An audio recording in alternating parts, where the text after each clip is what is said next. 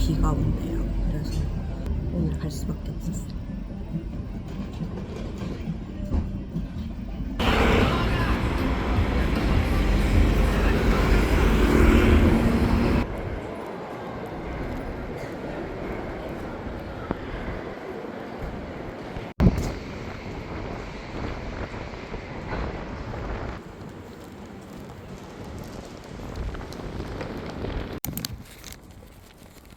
잔디밭에 이렇게 의자가 듬성듬성 있어요. 이런 데 앉아도 되지만 저는 책을 읽을 거라 테이블이 필요해서 테이블을 찾아가겠습니다. 이렇게 의자가 진짜 많아요. 중간중간에 앉아서 구경할 수 있는, 멍 때릴 수 있는 공간이 너무 많고, 저는 일단 좀 쭉 걸어가 볼게요. 뭔가 책상이랑 테이블 같지 않아요? 등을 기대려고 하기에는 여기가 너무 평평하잖아. 지금 10시 52분이에요. 아침을 먹고 오진 않아가지고 제가 산 빵을 좀 먹을게요. 제가 읽으려고 가져온 책은 색깔이 달라. 잠깐만. 에세이예요. 시간이 있었으면 좋겠다라는 책이고, 이 김신지 작가님을 은미가 좋아해가지고 구경을 갔다가 제가 샀습니다. 비주얼 굿. 이렇게 뭔가 촉촉해 보이는 빵은 처음 봐. 버터인가? 짭짭짭짭짭짭. 버터 짭짭짭짭. 약간 꿀 같은 거랑 버터인가 봐요. 찍어 먹을까? 근데 통이 날아갈까 봐 걱정이야. 그냥 부을게요.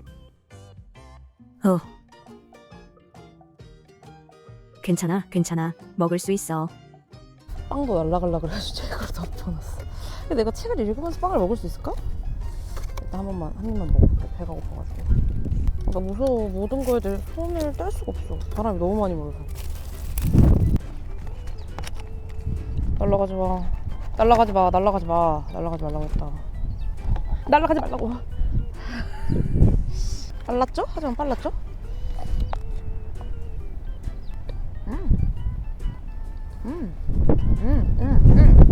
우와, 너무 맛있는데? 이쪽에 오면 약간 나무로 된 선베드 같은 게 있거든요. 그래서 그런 데 누워 있어도 되고, 조금 아쉬운 거는 이 부산 폴트 저 조형물이 시야를 좀 가리지 않을까 싶어요. 누웠을 때 여기에 누우면 약간 이런 쪽이거든요. 시야가 막 그렇게 조금 아쉽다 라는 느낌. 진짜 읽어볼게요. 빵을 먹을 엄두가 안 나네. 아까 진짜 너무 힘들었어가지고.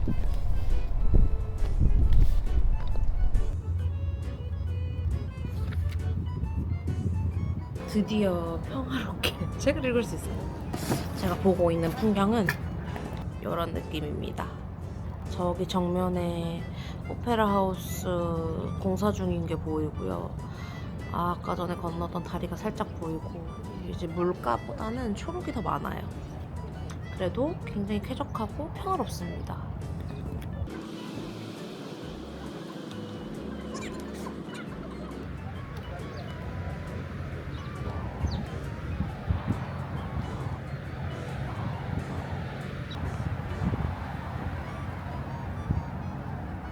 저는 이 책을 다 읽었고요. 이 책에 대해서는 집에 가서 좀 더 얘기를 하는 걸로 하고, 오늘은 여기서 정리를 하고 가보겠습니다.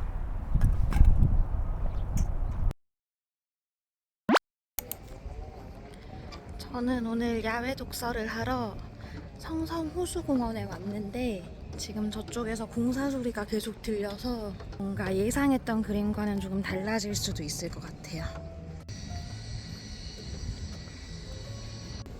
제가 저기서 이만큼 걸어왔거든요.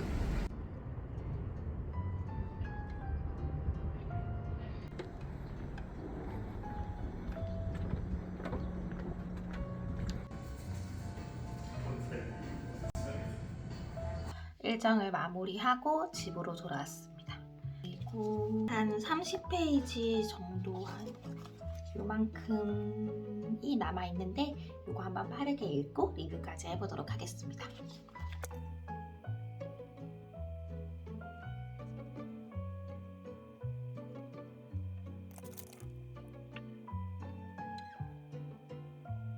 제가 이 책을 고른 이유는 제 책장에 있는 책 중에 가장 얇은 책이지만 작고 가벼운 것에 비해서 이 종이 한 장 한 장을 넘기는 무게는 되게 가볍지만은 않았다는 생각은 들어요.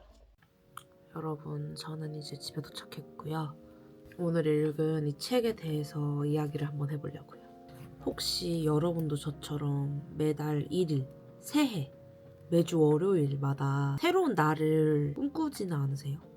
저는 어느 날 마법처럼 내가 원하는 모습으로 짠 하고 바뀔 거라는 수동적인 기대를 해왔어요. 지금까지의 게으른 내가 사라지고 미래 어느 날 갑자기 정신을 차려서 내가 내 삶을 구원할 수 있기를 바라왔던 것 같아요. 그런데 오늘 깨달았어. 그렇게 미래의 나한테만 기대를 했던 건 사실 지금의 모습을 사랑하기가 어려워서 일종의 도망을 친 건 아닐까 하고, 이 책에 테라스가 마음에 든다는 이유 하나만으로 전셋집을 계약한 작가님의 이야기가 나오는데요. 나는 그런 환경을 좋아했다. 아껴 마땅한 시간을 아끼게 해주어서. 하루하루 이 테라스에서 보낼 시간이 줄어가고 있는데 그렇다면 좋은 사람들을 불러서 좋은 시간을 보내야 했다. 이 부분을 보는데 정말 많은 생각이 들었어요. 저였으면 아쉬운 점을 발견할 때마다 자책하고 후회했을 것 같거든요. 작가님은 그런 한계 때문에 오히려 지금의 행복에 더 집중하시더라고요. 저는 그동안 제가 남들한테 뒤처질까봐 혹은 사회에서 필요한 사람이 되지 못할까봐 애쓰느라 정작 저를 돌보는 시간은 많이 없었던 것 같아요. 근데 사실 그렇잖아요. 제가 없다고 망하는 회사라는 건 존재하면 안 되고, 회사는 또 어떻게든 굴러가기 마련인데 제 인생은 제가 없으면 망하잖아요. 멈추잖아요. 제가 진짜로 놓치지 말았어야 되는 거는 사회에서의 자리, 성과가 아니라 지금도 계속 흘러가고 있는 제 시간, 제 인생이었더라고요. 회사 업무는 누가 들어와도 저 대신 할 수 있지만 내가 오늘 느끼는 기분이나 내가 내 주변 사람들한테 줄 수 있는 마음 같은 건 다른 사람이 저 대신에 할 수가 없잖아요. 결국 대체 불가능한 유일무이한 존재가 될 수 있는 건 대단한 성과를 내는 게 아니라 제가 제 인생을, 제 시간을 나답게 살아가는 거라는 걸 이제야 알겠더라고요. 근데 막상 제 일상을 돌아보니까 저는 그냥 저를 방치해두고 있었더라고요. 나를 챙기는 게 중요한 일이라는 걸 알면서도 지금 좀 바쁘고 여유가 없으니까 일상의 것들은 잠깐 놔버린 거죠. 조금 더 솔직하게 얘기하면 어쩌면 지금의 제 모습 말고 어딘가에 더 나은, 더 마음에 드는 나를 찾고 싶다는 생각이 있었던 것 같아요. 더 나은 나를 찾기만 하면 일상도 자연스럽게 저절로 좋아질 거라고 믿었었거든요. 사실 더 나은 나라는 건 찾는다고 찾아지는 게 아니라 오히려 만들어가는 것일 텐데 책에도 비슷한 얘기가 나와요. 내 마음이 안정되면 일상은 자연스러운 수순처럼 안정될 거라고. 지금 내 일상이 엉망인 건 마음을 제대로 다스리지 못해서라고 생각했다. 순서를 뒤바꿔 생각할 수도 있다는 걸 미처 몰랐다. 일상이야말로 마음에 내 귀퉁이를 붙들어주는 것인데 펄럭이는 마음이 허공에 날아가 버리지 않도록 붙잡아주는 것은 언뜻 사소해 보이는 일과와 의무였다. 그동안 제가 바쁘다는 이유로 루틴을 놔버린 게 사실은 저를 붙잡아주고 있는 마지막 안전장치까지 스스로 풀어버린 셈이더라고요. 그래서 이제부터는 아무리 바빠도 저와의 약속을 최우선으로 지켜보려고 해요. 그게 나를 방치하지 않고 사랑해 줄 수 있는 가장 실질적인 방법인 것 같아요. 생각해보면 어디로 훌쩍 떠나버리는 것보다 지금 여기 이 자리에 잘 머무는 게 훨씬 더 어렵고 큰 용기가 필요한 일이더라고요. 지금의 내 환경이나 내 모습이 마음에 들지 않아서 자꾸 바깥만 기웃거리는 게 결국 지금의 나로부터 도망치고 싶은 마음일 뿐이니까요. 여기를 버리고 갈 수 있는 거기란 건 없다는 걸 안다. 중요한 건 장소가 아니라 그 장소에 내가 어떤 방식으로 속해 있을 것인가 하는 일이니까. 정착은 한자리에 고여있는 따분한 일이 아니라 나의 자리라고 느껴지는 곳에 잘 머무는 일이란 걸 안다. 떠나는 행위가 도망이 되지 않을 때만이 눈앞의 풍경을 온전히 껴안을 수 있다는 것도. 가보지 못한 땅은 더 이상 나를 불행하게 하지 않는다. 이제 나는 그곳에 있지 못해 우울한 내가 아니라 언제든 그곳에 갈 수 있는 나와 살고 있다고 느끼니까. 그래서 저는 이제 환경 탓을 하기보다 지금 내 자리에서 나를 챙기면서 사는 방법을 알아가 보려고요. 딴 곳으로 도망치지 않아도 지금 내 상황 안에서 나를 충분히 잘 돌볼 수 있다는 걸 믿어보면서요. 저는 이제 정말로 저를 좀 사랑해주고 싶거든요. 혹시 여러분 중에서도 저랑 비슷한 생각을 하는 분이 있다면 우리 같이 미래의 나를 기다리지 말고 지금 여기 있는 나를 사랑하는 연습을 같이 해봤으면 좋겠어요. 어디로 도망치지 않아도 지금 여기서 충분히 행복할 수 있다는 걸 저도 여러분도 꼭 믿었으면 좋겠습니다.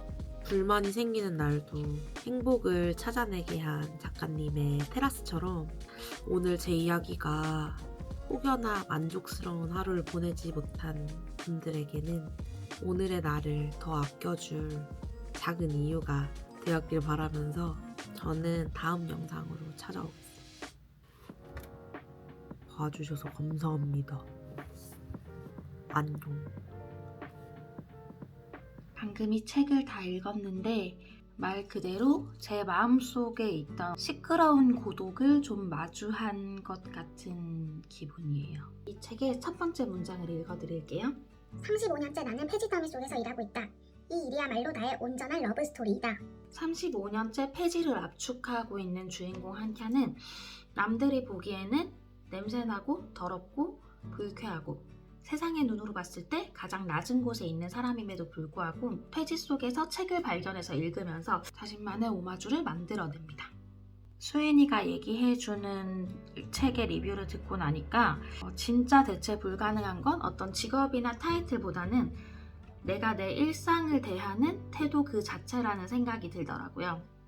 남들이 보기에는 똑같이 폐지를 누르는 기계적인 노동처럼 보일 수도 있지만 한켠은 그 과정에서 자신만의 애적을 담습니다. 나는 근사한 문장을 통째로 쪼아 사탕처럼 빨아먹고 작은 잔이 된 리큐얼처럼 홀짝대며 음미한다.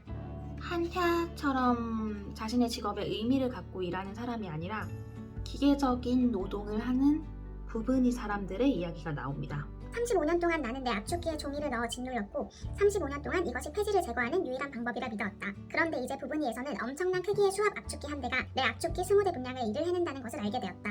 효율을 따진다면 사실은 부분이 사람들처럼 일하는 게 맞죠. 부분이 사람들은 쉬는 시간과 휴가만을 기다리면서 일을 하는 것처럼 묘사가 되는데 요즘에 제가 조금 일을 3월부터 새로 시작하면서 그렇게 지내지 않았나 하는 생각이 들더라고요. 새로운 일을 시작하면서 그럴 만한 여유를 점점 더 잃어갔더라고요. 이런 구절이 나와요.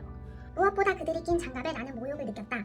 종이의 감촉을 더 잘 느끼고 두 손 가득 음미하기 위해 나는 절대로 장갑을 끼지 않았으니까. 그러나 이곳에서는 그런 기쁨에 폐지가 지닌 비길 데 없이 감각적인 매력에 아무도 마음을 두는 것 같지 않았다. 저도 뭔가 효율적인 거, 빠르고 편한 길만 자꾸 찾게 되더라고요. 저도 요즘의 일상을 돌아보면 수인이가 얘기를 했던 것처럼 그 순간순간에 충실하고 그 일상에 대해서 행복해하기보다는 일할 때에는 퇴근만 하면 행복할 거야. 집에 오면 일단 자고 내일 아침부터는 진짜 달라질 거야. 그리고 또 출퇴근을 반복하면서 휴일에는 진짜 뭔가를 해야지. 나를 찾아야지. 루틴을 재정비해야지. 회복해야지. 이런 다짐들을 계속하고 자꾸만 지금의 내 자리를 버리고 마치 낙원이라는 곳이 진짜 실제하는 것처럼 굴었던 것 같아요. 하지만 이 책의 주인공인 한켠은 35년 동안 그 어둡고 축축한 지하실을 떠나지 않고 오히려 마지막에는 그 안에서 자신이 사랑하는 것들과 하나가 되면서 자신만의 결과물을 완성하는 결론이 나거든요. 해서 몇 번 반복되는 문장이 있었는데 하늘은 인간적이지 않다. 하지만 나는 나 자신으로 남는다. 이런 문장들이 내가 처한 어떤 상황, 내가 바꿀 수 없는 것, 통제할 수 없는 어떤 것들 때문에 내가 나를 포기하지 않고 내 일상의 어떤 루틴을 지켜나갈 때 우리는 비로소 나 자신으로 존재할 수 있는 것 같아요.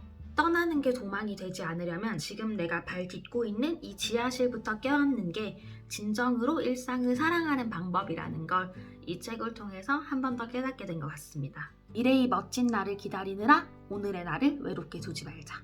아주 사소한 일이라도 나를 위해 공들여보는 시간, 아주 시끄러운 고독을 마주하는 시간을 즐겨보셨으면 좋겠습니다. 오늘 제가 발견한 이 보석 같은 문장들이 여러분의 하루에 작은 위로가 되었길 바랍니다. 저는 다음 영상에서 뵐게요. 안녕.